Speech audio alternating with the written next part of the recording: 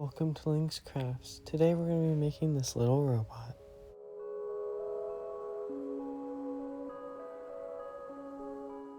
I'm starting with this empty container that once held a yogurt drink.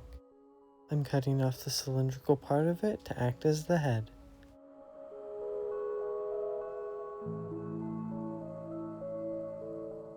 Next, I'm going to take some pieces from my bits box to give myself an idea of the pieces I have to work with.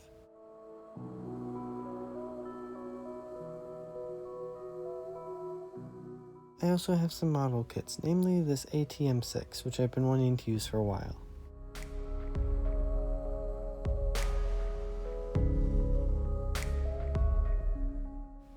These pieces in particular kind of look like the Minion goggles. So let's use them as the eyes.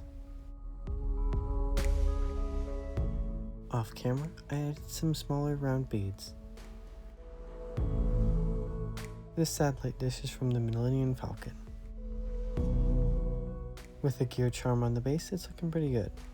Now, let's move on to the legs. I'm using some beads to imply movement on the joints.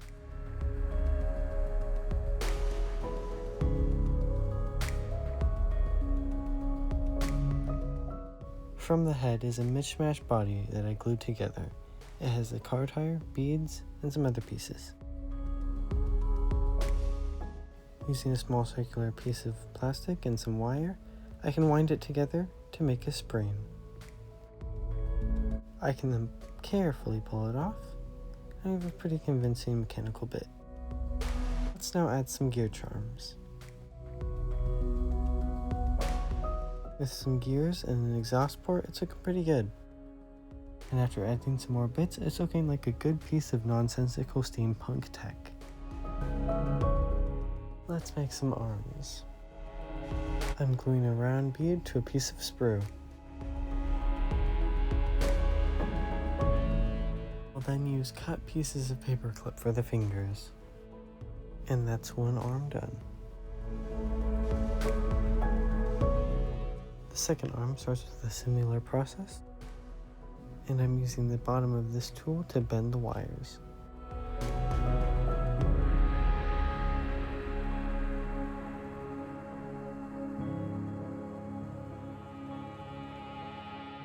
I'm going to stick one of the wires from the arms right here.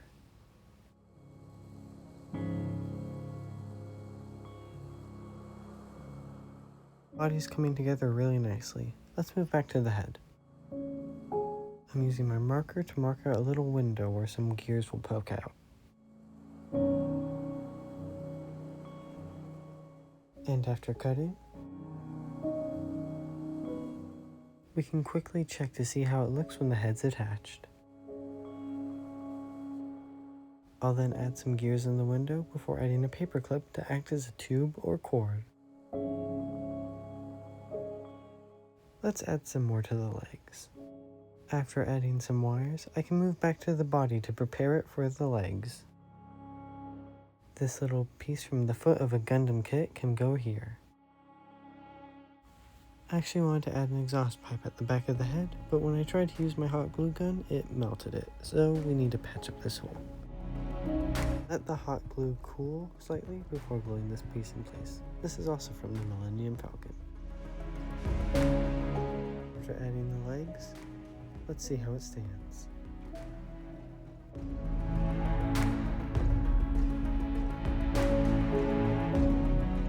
These are some clasps which are used in sewing.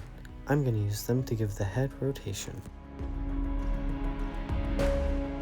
I'll glue one in the center of the head,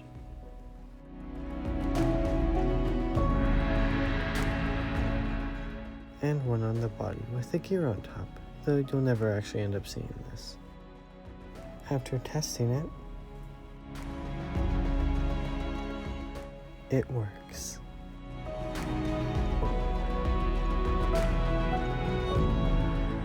Let's add a strip of paperboard to the head for support.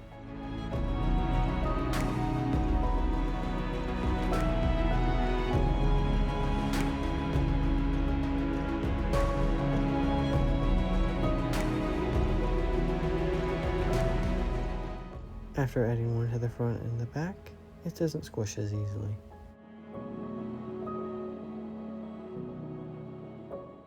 Now, it's time to paint.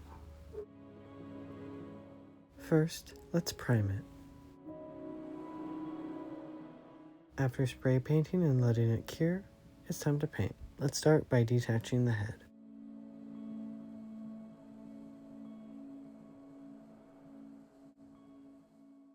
We're going to start by using a silver dry brush.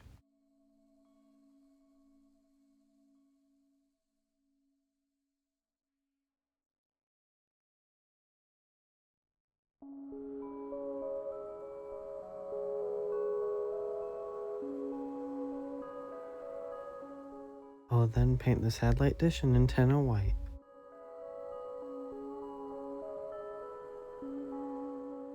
I didn't want the head just to be silver, so I decided to add some purple paint to it.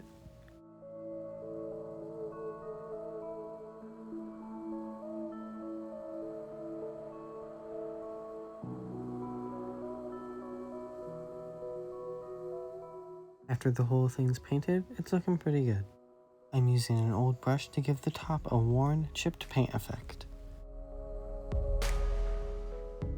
I can then use a ball stylus with silver paint to add marks and scratches.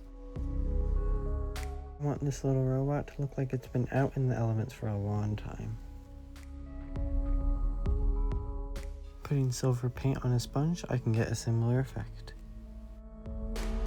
The metal plates can get dry brushed bronze.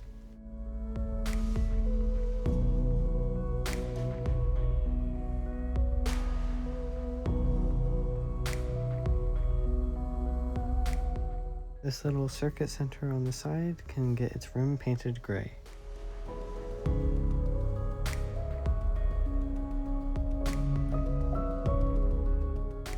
Using a small brush, I can add different colors to act as lights and wires. After that, I'll paint the eyes bronze. I'm gonna paint the pupils orange and then progressively move them onto yellow.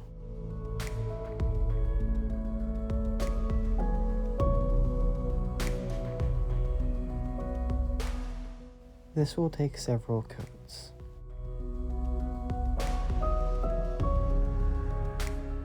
We're done with the head for now, so let's move on to the body. You won't see much of what's under the head, so I'm slopping on a simple coat of gray and bronze. Then poke on a bit of white on what looks like the neck of the robot. All the wires will get painted red, green, or blue.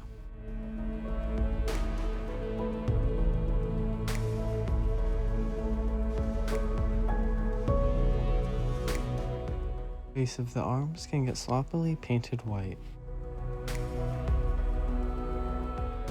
During painting this craft, I jumped around a lot and usually switched the colors on my brush after painting something, which might make it confusing to watch me move from the arms to the legs, back to the arms, and then to somewhere else.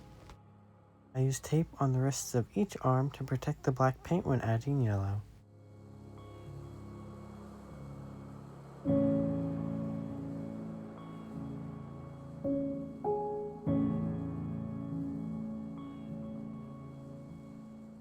However, after removing the tape, I ended up having to go back to fix the paint.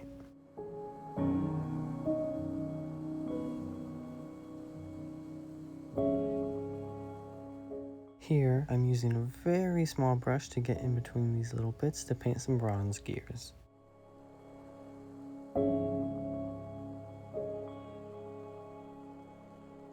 The armor plating on the bottom can get painted orange. I did as the same on the arms to the back of this exhaust port, and it's looking pretty good. Using this brush, I can carefully paint the legs. This is the same brush I used for the neck, and after one coat, it's looking really good. I was a bit sloppy with my paint, so I'm going to fix that up real quick. With my crappy brush, I can add some pretty convincing weathering to the bottom armor.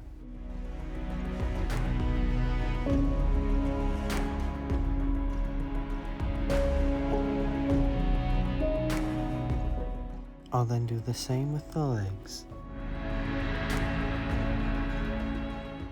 The fingers of each arm can get painted the same dark gray as the legs. Using a brush with a small dab of paint, I can flick it upwards on the head to give it a chipping effect along the edges.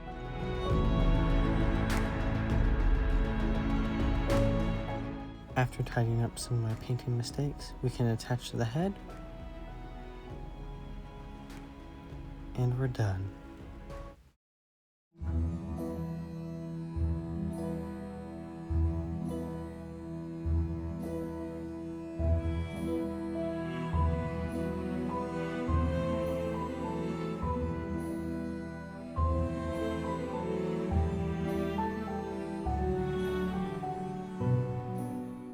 Thank you so much for watching. If you liked this video, please consider subscribing.